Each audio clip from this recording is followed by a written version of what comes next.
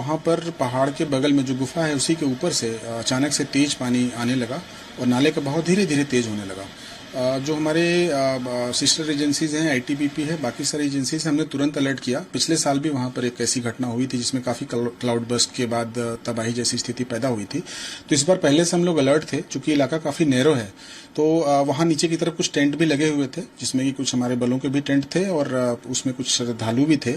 तो उनको वार्न किया गया, उनको अलर्ट किया गया और विद इन 10 to 15 मिनट्स काफ़ी लोगों को वहाँ से निकाला गया, जिससे काफ़ी लोगों को हम बचा सके हैं, वहाँ पे निकाल सके हैं। काफ़ी सारे टेंट बह गए हैं, एग्जैक्ट नंबर मेरे पास अभी नहीं है, लेकिन तुरंत ही हमारी जो फोर्सेस थी उन्होंने अपना रेस्क्यू ऑपरेशन शुरू कर दिया था। आईटीबीपी की 2 कंपनियां और साथ ही साथ बाकी सारी जो हमारी फोर्सेस हैं उसमें एनडीआरएफ है, इंडियन आर्मी है, जम्मू कश्मीर पुलिस है, उनके साथ लगातार हम लोग कोऑर्डिनेशन में काम कर रहे हैं। और अभी फिलहाल स्थिति यह है कि बारिश थोड़ी कम हो गई है पहले से, पानी का प्रवाह लेकिन अभी उतना ही है। कुछ पुष्टि नहीं हुई है, लेकिन फिलहाल हम ये देख पा रहे हैं कुछ लोगों को नदी से निकाला गया है बहते हुए। डाउनस्ट्रीम में भी चेक कर रहे हैं और कोशिश ये है कि ज्यादा से ज्यादा लोगों को बचाया जा सके। सर, अभी वेदर का वहाँ क्या अपडेट है और रेस्क्यू ऑपरेशन में क्या कोई दिक्कतें आ रही हैं वेदर की वजह से, और क्या यात्रा को लेकर अभी कुछ हॉल्ट किया गया है? देखिए, यात्रा को इसलिए रोकना पड़ा है थोड़े समय के लिए कि तो अंधेरा भी हो गया है, शाम को ऐसे भी यात्रा रोकनी होती है।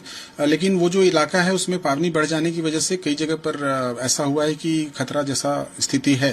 तो उससे को देखते हुए हमने यात्रा को, जो एजेंसीज हैं उन्होंने रोकने की बात स्टॉप किया है टेम्पररीली। कल हो सकता है कि हम लोग फिर से, अगर मौसम ठीक रहा और अगर मेकशिफ्ट अरेंजमेंट करके छोटे मोटे जो पेडेस्ट्रियन रूट अगर बन जाएगा, अगर सुरक्षा की दृष्टि से अगर वो मानक होगा तो हम उसको निश्चित तौर पर वहां से लोगों को यात्रा शुरू करवा पाएंगे। सर, क्या शाम दिल ढलने की वजह से रेस्क्यू ऑपरेशन में प्रॉब्लम आ रही है? देखिए, काफी निश्चित तौर पर अंधेरा तो वहां हो ही गया है। हमारे लिए मैं कहूंगा कि काफी हद तक ये ऐसी स्थिति रही कि हम लोगों ने दिन रहते ही लोगों को ताकीद कर दी थी। फिलहाल टेंटेज वगैरह लगाने के लिए वहां पर हम कोशिश कर रहे हैं, जो लोग निकाले गए हैं उस क्षेत्र से उन लोगों के लिए टेंट वगैरह लगा दिया जाए, उनके लिए खाना पीना का अरेंजमेंट किया जाए। और जो लाइट का सिस्टम है वहां ऑलरेडी इन प्लेस्ड है, बहुत बड़े स्तर पर तो नहीं, लेकिन जो बेसिक रिक्वायरमेंट है लाइट्स की वो सारा अरेंजमेंट वहां पर करके आवश्यकता होगी तो रात में भी हम इस ऑपरेशन को जारी रखेंगे और लोगों को ज्यादा से ज्यादा मदद कर पाएंगे और उनको रात के रहने का वहां पर व्यवस्था वहां पर रखी जाएगी, सुनिश्चित की जाएगी। सर, क्योंकि सब तरह की तैयारियां कर रखी थी इस तरह की किसी नेचुरल कैलेमिटी से निपटने के लिए, तो कितनी तत्परता से उनको रिस्पॉन्ड किया गया जब ऐसी घटना हुई? देखिए, पानी जो बढ़ा है वो 15 मिनट भी, शायद 20 मिनट भी नहीं हुआ होगा। पहाड़ों में जब नाले बढ़ते हैं तो बहुत तेजी से ऊपर की तरफ आते हैं। अभी देखना होगा कि क्लाउड बर्स्ट बारिश की वजह से हुआ या फिर कोई हो सकता है कोई ऐसा वाटर बॉडी हो जो पहले से स्टक हो और अचानक से वो टूट गया जिसकी वजह से पानी बढ़ा है।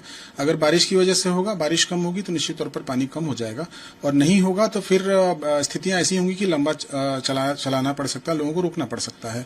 लेकिन इस जो पूरा क्षेत्र है, इस एरिया को अगर आप देखें तो पहले भी यहाँ पर आ चुका है और एजेंसीज काफी सतर्क थी, निश्चित तौर पर सतर्क थी, और यही वजह रहा है कि बहुत बड़ा, मैं समझूंगा बहुत लोगों का हो सकता है अगर हम नहीं ध्यान देते और इस पर अगर हम लोग पहले से फोकस नहीं रहते तो और भी नुकसान हो सकता था, जिसे निश्चित तौर पर प्रिवेंट किया जा सका है। सर, कुछ ऐसी भी रिपोर्ट्स आ रही है काफी लोगों की, कुछ लोगों की डेथ होने की है, तो सर इसमें क्या सुरक्षा बल के लोग भी हैं या सिर्फ श्रद्धालु हैं? जहां तक मुझे जानकारी है सुरक्षा बलों के अभी तक कोई कैजुअलिटी नहीं है और ये देखना पड़ेगा। बहने के बाद लोगों को निकाला गया, कुछ लोगों को, ये क्योंकि वहां पर स्थानीय कर्मचारी भी होते हैं, वहां पर स्वयं सेवक भी होते हैं, यात्री भी होते हैं और बलों के भी जवान होते हैं। कुछ लोग होते हैं जो साथ में सपोर्टिव सिस्टम के साथ, एलिमेंट के साथ वहां पर चलते हैं।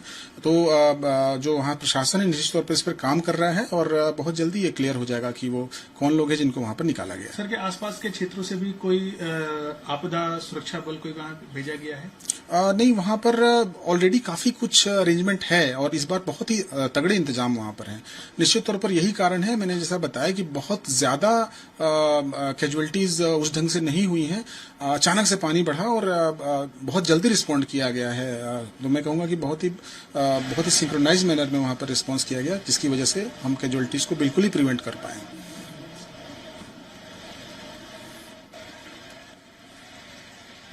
तो आईटीबीपी के पीआरओ विवेक कुमार पांडे को आप सुन रहे थे, बोल रहे थे कि किसी भी हालात से निपटने के लिए वहां पर जो टीमें थी, आईटीबीपी की टीम हो, जेकेपी की टीम हो या दूसरी लोकल टीम्स हो, वो पूरे तरीके से अलर्ट पर थी। और साथ ही हम आपको ये भी बता रहे हैं इस वक्त की बड़ी खबर, जिन दर्शकों ने हमारे इस ब्रॉडकास्ट को अभी ज्वाइन किया है, अमरनाथ गुफा के पास से एक अच्छी खबर नहीं है, दुखद खबर है, जिसमें बड़ी संख्या में कैजुअलिटीज की बात की जा रही है।